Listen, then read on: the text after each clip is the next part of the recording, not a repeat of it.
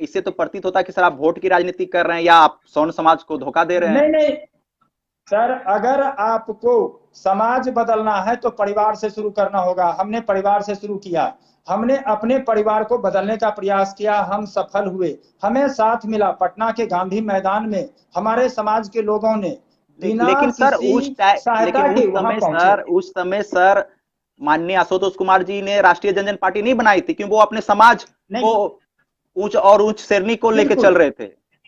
लेकिन बिल्कुल आप सर, लड़ाई तो लेकिन आप परिवार से शुरू सर करनी आप होगी सर। लेकिन आप सर आप पिछड़ों और दलितों और मुस्लिम वर्ग की तरफ रुख है क्या सर? ये वोट की राजनीति है सिर्फ बिहार बिल्कुल में?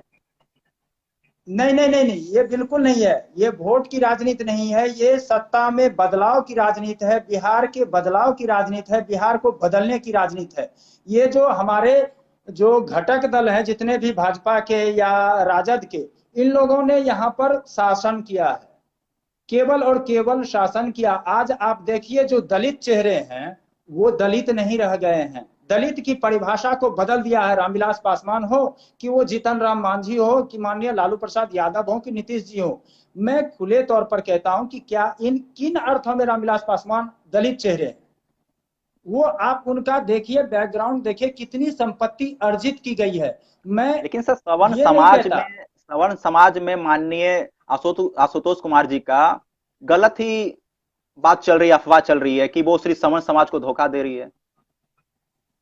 नहीं, ये बिल्कुल गलत है। हमने पहले परिवार को बदला, अब हमने पूरे राज्य को बदलने की सोची है, और आवश्यकता पड़ने पर हम लोग पूरे देश में लड़ेंगे और पूरे देश के बदलाव की बात करेंगे। सर माननीय मुख्यमंत्री नीतीश कुमार जी रोजगार की बात कर रहे हैं कि सारे प्रवासी को हम रोजगार देंगे। सर इसे किस प्रकार आप सर देखते हैं? सर ये तो हास्यप्रद है। 15 साल बीत गए यहाँ सत्ता को, अब उन्हें रोजगार की याद आई। और सबसे हद तो ये है कि प्रवासी तो फिर जा रहे हैं, आप ला कब रहे? आपने तो उनको लाने की भी नहीं सोची। मैं तो धन्यवाद देता हूं उन राज्यों के मुख्यमंत्रियों को जिन्होंने हमारे प्रवासी भाइयों को यहाँ तक भेजा, पहुंचाया। नीतीश जी, आप तो उसे लाने के लिए तैयार नहीं थे, आपने क्या व्यवस्था की? आप रोजगार क्या देंगे? ये तो चुनावी जुमला होगा। फिर वो कहेंगे, वो एनडीए के घटक दल है, वो फिर कहेंगे कि यह केवल और केवल चुनावी जुमला था। सर आप चुनाव में आ रहे हैं, आगामी विधानसभा का चुनाव भी बहुत जल्द ही घोषित होने वाला है, तो आपका मुख्य वोटर कौन होगा जी सर? जी।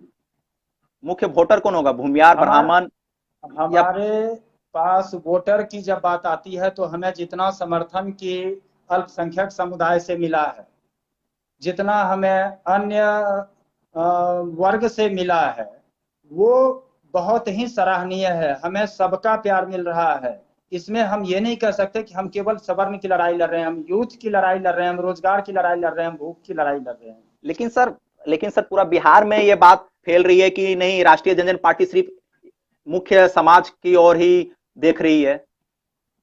नहीं, ऐसा कहीं नहीं है। हमने सारे लोगों को गले लगाया है। और आप ये जो है, जो आईटी सेल है, एक भाजपा का जो अपना आईटी सेल है, कोई एजेंडा तो चाहिए अगले पार्टी को, क्योंकि उन्हें पता है कि ये जो है राजपा जो है, राष्ट्रीय जनजन पार्टी जो है, ये केवल और केवल उनका वोट लेगी और ये कड़ी दावेदारी देगी, जिसके कारण कि इस तरह की अफवाहें बनाई जा रही हैं। जबकि हमारे साथ सारे वर्ग के लोग हैं, सारे जाति के लोग हैं, सारे धर्म के लोग हैं। ना हम जात की राजनीति करते हैं, ना हम वर्ग की राजनीति करते हैं, और ना हम समुदाय की राजनीति करते हैं।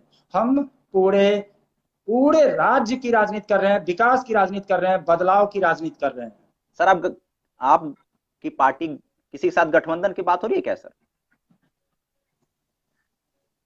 जो हमारी बात करेगा वो हम पर राज करेगा।